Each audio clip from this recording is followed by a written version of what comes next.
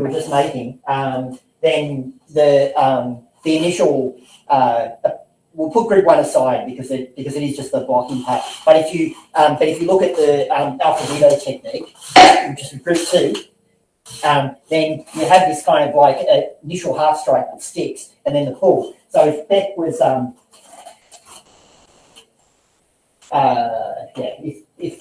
if I hit her here, or even if I've missed her, then as she strikes, actually you strike through, yeah. So as she strikes through, I'm hitting as she's still got her stick retracted, right?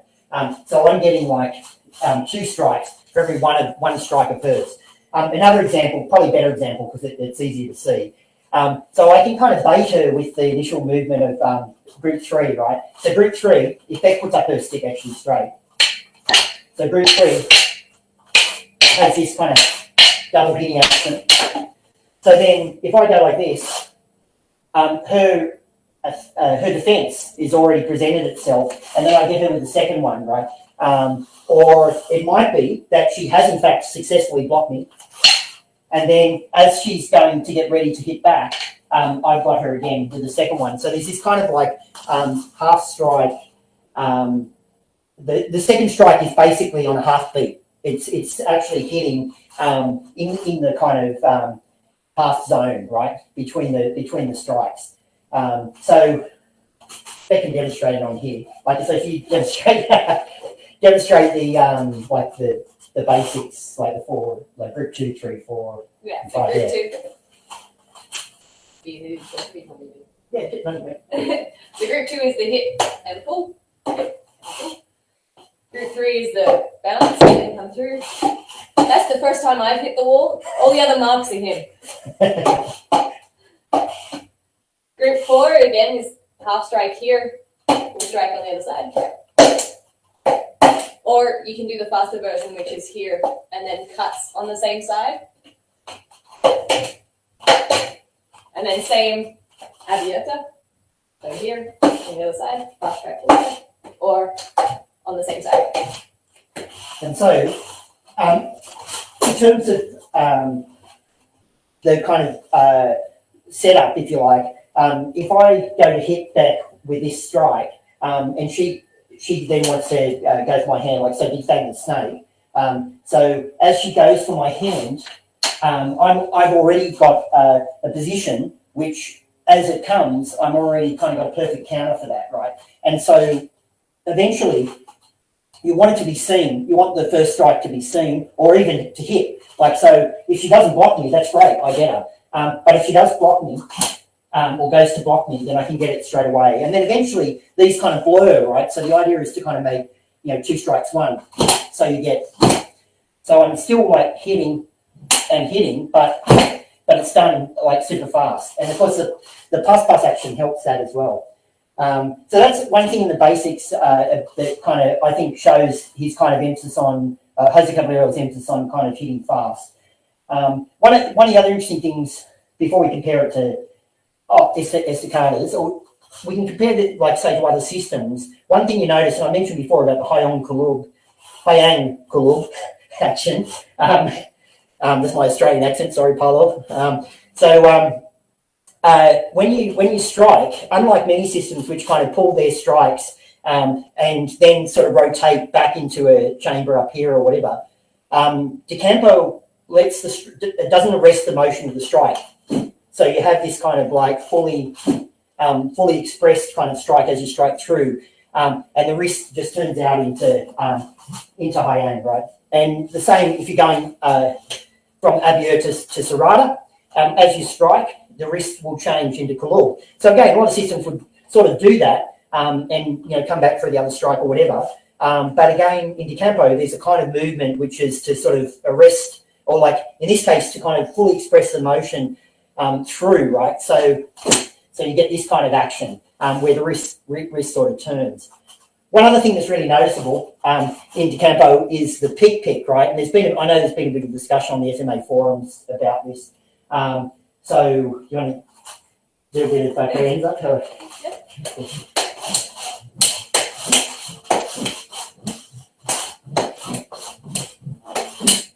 So one thing you notice with Beck did her carenza, firstly, there's this kind of like oscillation in the movement. If you film DeCampo from above, you see this kind of pulse in the movement, and you also see this kind of like rocking kind of action when you're performing the kind of basic movements and whatever.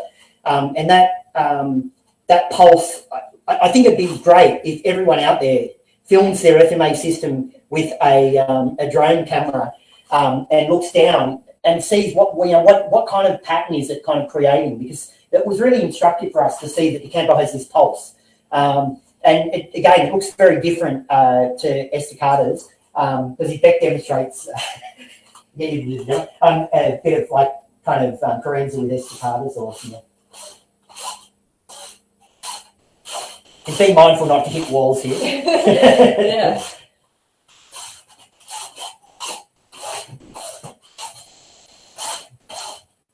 So you notice, firstly, no pick, right? So you don't hear the slapping. And the other thing is you'll see this action called QL, where you use your body to actually help accelerate the stick.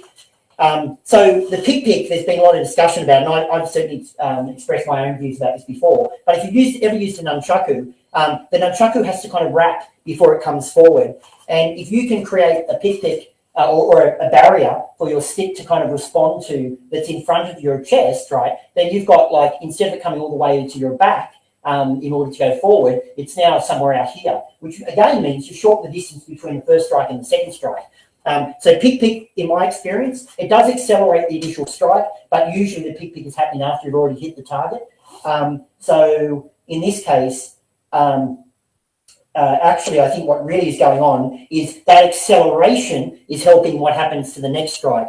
There has been also discussion about it keeps your hand, sort of in check, and you're not kind of leaving your hand out there and all that kind of stuff. It definitely does that too, but I think there's a kind of beauty in DeCampo in terms of this kind of like opening and closing. There's this sort of balance that's always going on between both hands. So the hand is either picking or it's tukmudding, so it's pushing the opponent away.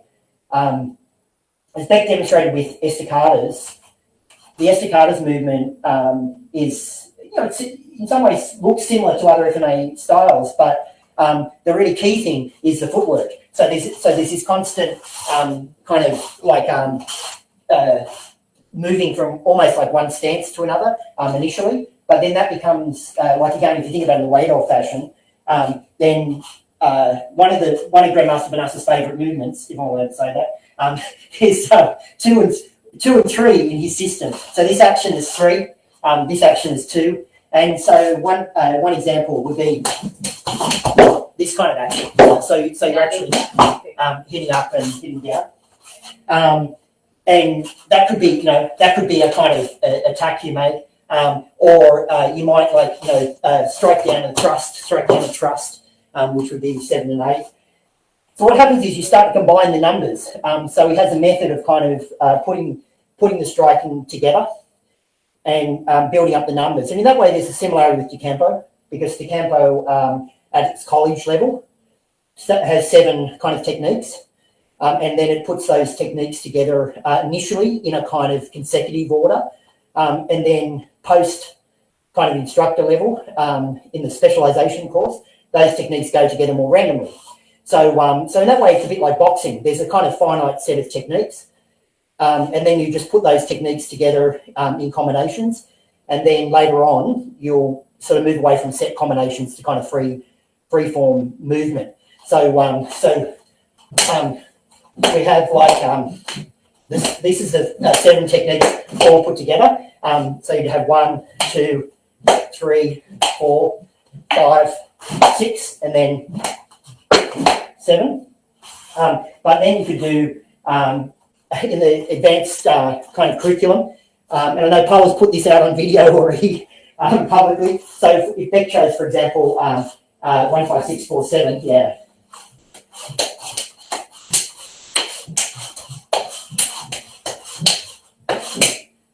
So now the combinations of the strikes are put together in an unusual pattern, right?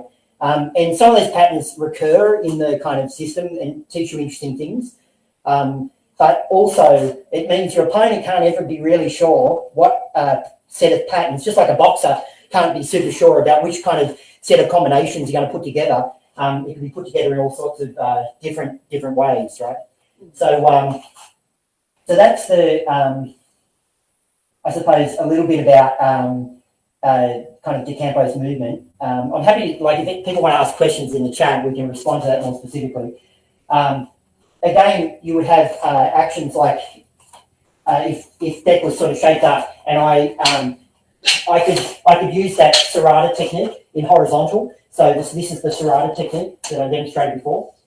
So we can, it starts, De Campo starts very strongly on controlling your angles. So you start really working diagonal initially, and then later on, then you also work horizontal specifically, but then you can kind of mix and match, if you like. So the serrata technique that's like this becomes like a technique done in the horizontal as well. You want to add anything to that or no? Yeah, so that's like a key, one of the key principles. There's a definite feeling I have when I do De Campo of immediate interception. So so the idea is that the second that person moves, so we're a little bit distant, yeah. So I immediately would go for the counter, and then you might use a technique like the 7 to break in and to kind of overwhelm the person with strikes, etc. In estacadas, if we demonstrate a little bit of the, you want to do this party nugget? So let's move this out to me. So just to give you a bit of a feeling of how it sort of looks different in that regard, Beck's going to demonstrate a little bit of the Spada Daga of Benas estacadas. Actually, I need to go before. I was waiting for it. Yeah. So what would happen is there's a certain series of strikes that are used in estacadas, and then they become a kind of basis for exploring kind of more freeform movement.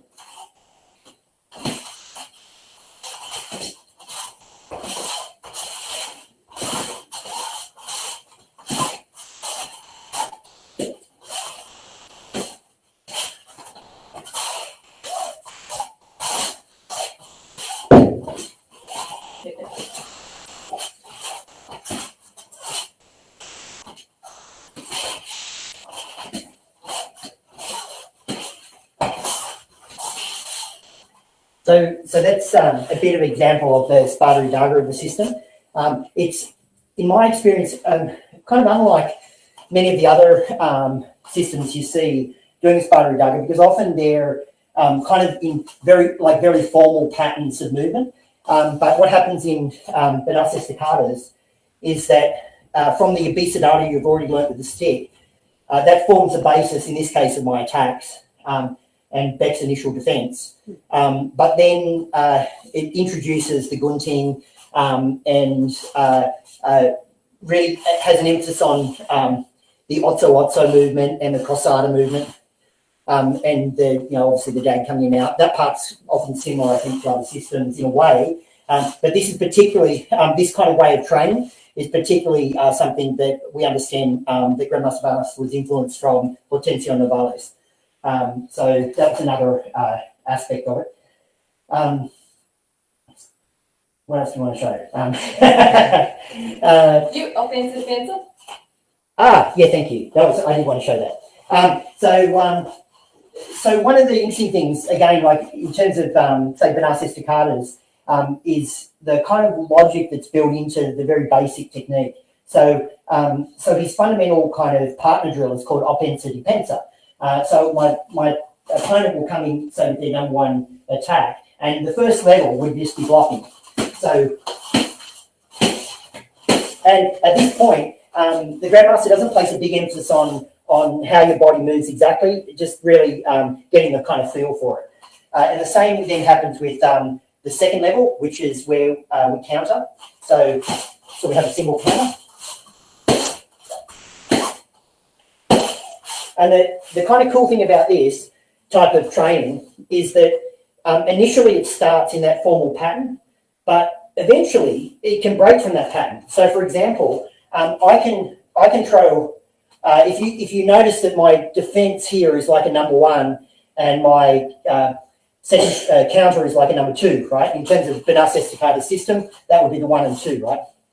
So this is the 1, and this is the 2. But I could equally as well do this. I could strike at my opponent, and then as she goes to counter strike at me, I could use my 2 as a kind of deflection. It could be that, for example, so I'm in mid-motion here and strike again, and now I get my 2, right? So, so just even that very basic kind of 1 and 2 can switch between being, the block can become an attack, and the attack can become a block, right? So then we get to the third stage, which is multiple counters. And so, so in multiple counters, we have 1, 2, and then 3. And this is where we get into a really interesting aspect of Benas Estacada's, which is unlike De Campo, which has this kind of pulse kind of action to it. Estacada's has a kind of forward, like multi-directional movement, including a kind of up and down aspect to it, right? So, so we're high, low. Yeah. So high, low.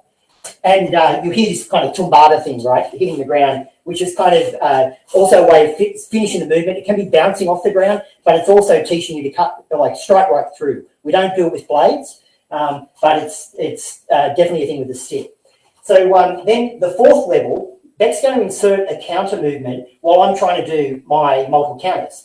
So I'd have my 1, 2, and now she goes for me. And this is the thing I was saying before about learning from teaching, that if you look at it like this, I block her here, and I've got a clean shot on her for my first counter strike.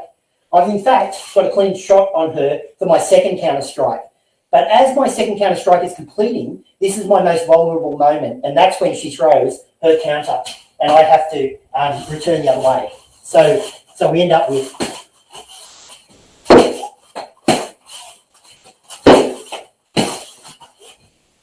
and so one of the things that's going on in Benas Estacada's is we have initially, or the base of the principle system is called el contra cargada, which means literally to meet the cargo. So you should think about it as like meeting the load or meeting the force, right? So it's a way of saying meeting the force. But another way of understanding that is attack the attack. So when it comes, I attack the attack and then counter, and then only at this fourth level do we introduce the idea of going with the force. But in going with the force, you'll notice something particular happens, where as I go with the force, I'm still attacking the attack or attacking the, I can go against the person, but I'm going against the direction of the strike as I parry. So there's a definite principle in Estacada's of where you can, you go against the attack. And I've always found this kind of very useful as a principle, because if that moves back just a little, if she moves as fast as she can, I don't have to move very fast to block it. I just have to get my angle right? But if I try to follow her, I have to move even faster to catch up. So actually, our contra cargada is a kind of nice principle, and a lot of systems I know use that as their base in some form or another. They have a kind of idea of that. What I find interesting in Estacada's Benas Estacada's is that it's only kind of in this action where you learn then to do it through parrying with your hand to take the force in the opposite direction. So that's one of the kind of cool drills. There's disarms in Estacada's as well. The disarms all work actually as if you're handling a blade and not just handling sticks. So there's not kind of an intellectual shift with that. As I mentioned before, the idea is that there should be corners when you're striking with a weapon. So the other thing you'll see is this kind of turning action in the wrist with the number 1 strike. So instead of doing it like a blade where it's cut something like that, what you get in estacadas is this action where you get this tip for the first strike. So you get a kind of power through the turning of the wrist as well. And again, that's different. So if Beck grabs her sword, you got it? Oh, the one you. Oh, the yeah, blade. Yeah. Beck's going to demonstrate. I'll demonstrate with corners, and then she's going to demonstrate without corners. Play to our strengths.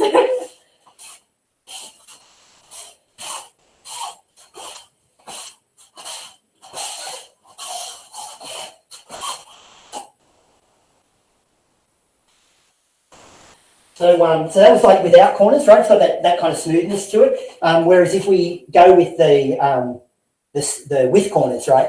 You see.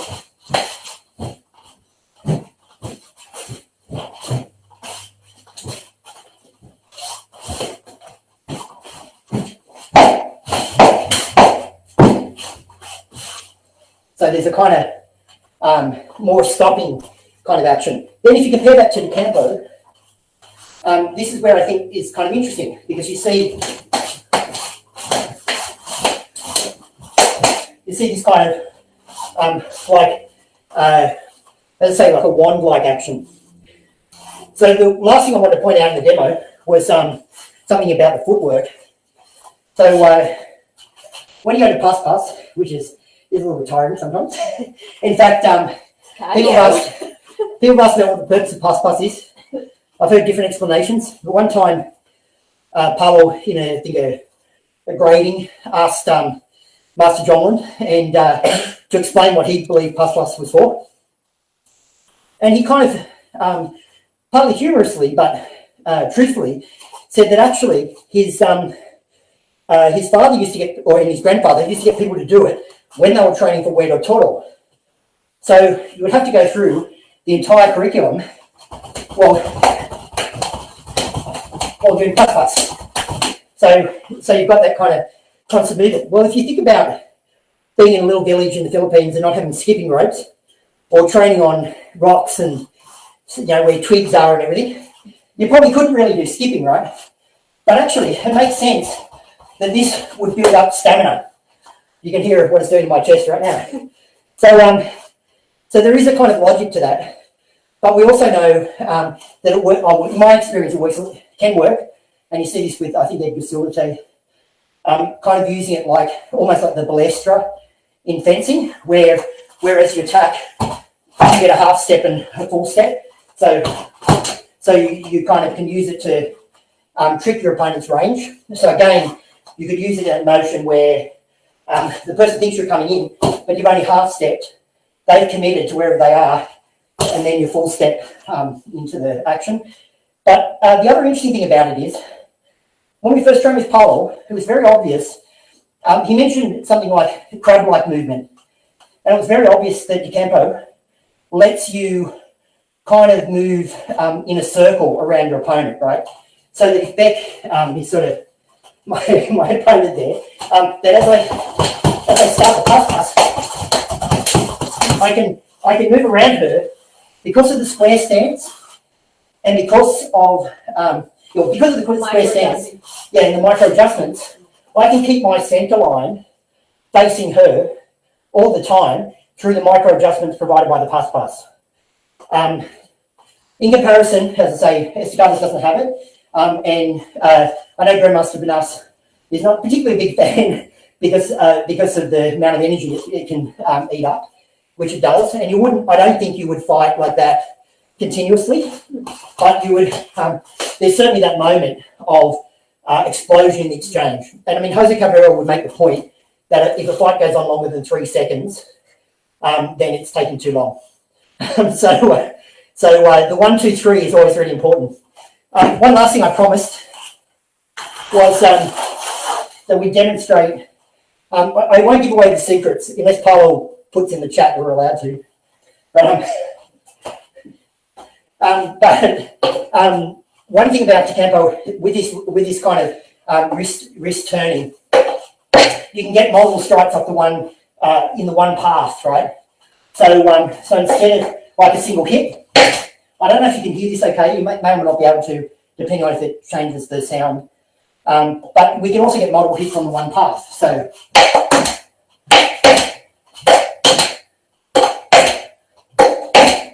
so Decampo literally, in terms of the 1, 2, 3, it's been expressed as like fast to learn as 1, 2, 3.